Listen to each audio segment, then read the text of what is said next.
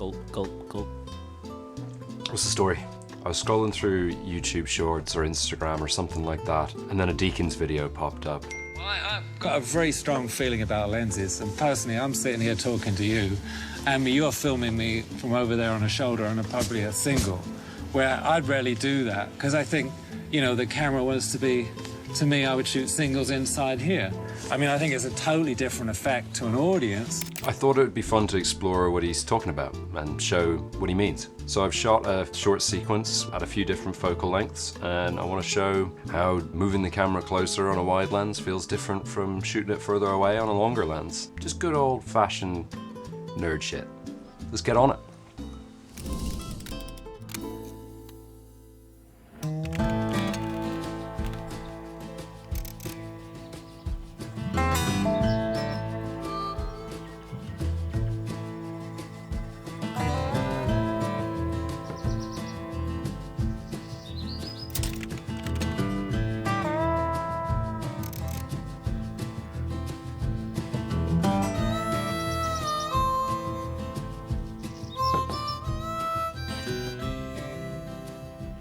All right, thrilling stuff.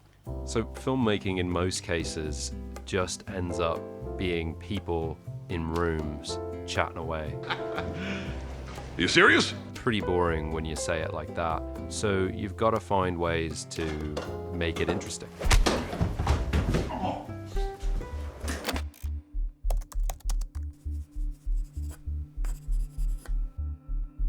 I call this an objective way of shooting a scene. You're creating distance between the viewer and the subject. In this sequence with these two shots, even though this is a close-up, I still feel like I have space between me, the viewer, and the subject. Also me. When you look at it, you feel a bit more like a watcher, a peeping Tom. The compression you get from longer lenses, coupled with the reduced angle of view, brings the subject front and center, which is really good for isolating someone. It also has this foreshortening effect, making the distances between objects in the background feel closer to objects in the foreground. David Fincher really likes shooting this kind of objective way. I just love the idea of this omniscience. Like, the camera doesn't give you, it just goes over here kind of perfectly, and then it kind of goes over there kind of, and it stays with this person. It doesn't have any personality. It's very much like what's happening was doomed to happen. So when should you use longer lenses and stay further away from your subject? It's a good idea to do this when you want your audience to feel like third-party observers or an objective fly on the wall. If you want to create feelings of alienation, claustrophobia, unease, tension, or the feeling of being watched, the shallow depth of field is fantastic looking and is good for isolating characters. They're quite easy to light because you can get your light modifiers in really close. If you've got a shite location, shooting on a longer lens will really hide that. Just be aware that you need to be in a location where you can move the camera back far enough. You also need to have high levels of coordination between the performer and the camera operator. Because of the tight angle of view, there's not that much room for error.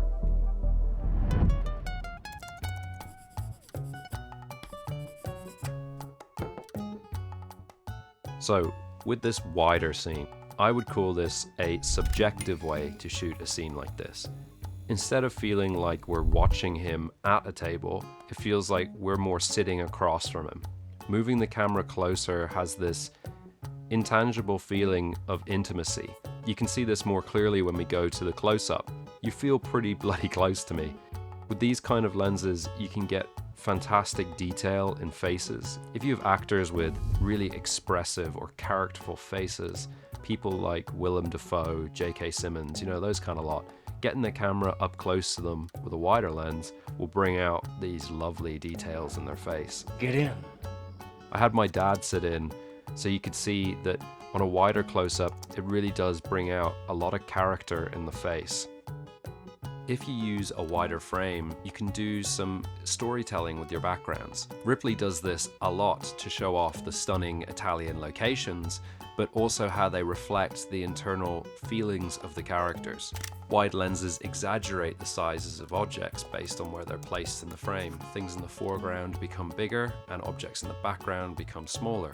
Look at this scene in Burn After Reading, how the hard body's boss shrinks away in fear as they start discussing the secret documents. Files, man. I'm not comfortable with this. Talking about Sig Int. He shrinks away physically and gets smaller in the back of the frame. I think that's the shit, man. The Coen brothers use lots of wide lenses in the final scene of Burn After Reading. Wait a minute. Spoilers, I guess. They place the camera directly in the middle of this conversation. Good. Great. Is he dead? No, sir, he's in a coma. It gives a whole different feel and dynamic to it than if it was shot longer and more observationally. There's the woman, the gym woman, Linda Litsky. Oh, fuck, yeah. God. Where is she? Oh, we picked her up. We have her. We have her? To do what with? It gives this kind of exaggerated feeling to the whole interaction, which makes it even more hilarious. What did we learn, Palmer? I don't know, sir. I don't fucking know either. Call it. In No Country for Old Men, the camera is placed uncomfortably close to the characters. We're feeling empathy for this wee shop clerk because we're right there with him. Heads, then.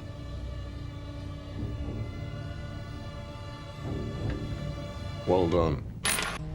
When should you think about using a wider lens and getting close? If you want to build an emotional connection with the character and the audience, getting the camera closer will build that connection with viewers.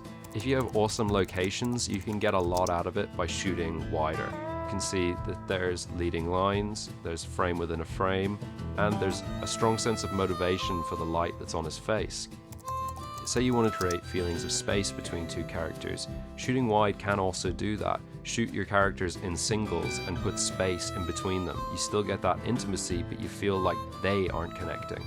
Wide lenses bring out brilliant character in faces. They can exaggerate features or expressions and are great for elevating comedic moments, moments of sadness, or creating deep feelings of uneasiness. Jesus. Be aware that shooting wider lenses in general is more difficult. You need to be more considerate of your lighting, your framing, and your location. If you have inexperienced actors or subjects, it might not be the best idea to shove a camera right in their face. That was a lot of information. I'm glad you made it. Well done. I think about this kind of stuff all the time when I'm shooting. Knowing these ins and outs allows me to work quicker, more productively. It helps to know these things when I'm directing too, so that I can communicate my ideas with the DP and I can develop more accurate storyboards in pre-production. Yeah, well, you know, that's just like your opinion, man. I love nerding out about this kind of stuff. I could do it all day, every day. I hope you enjoyed this video. Thanks. Bye.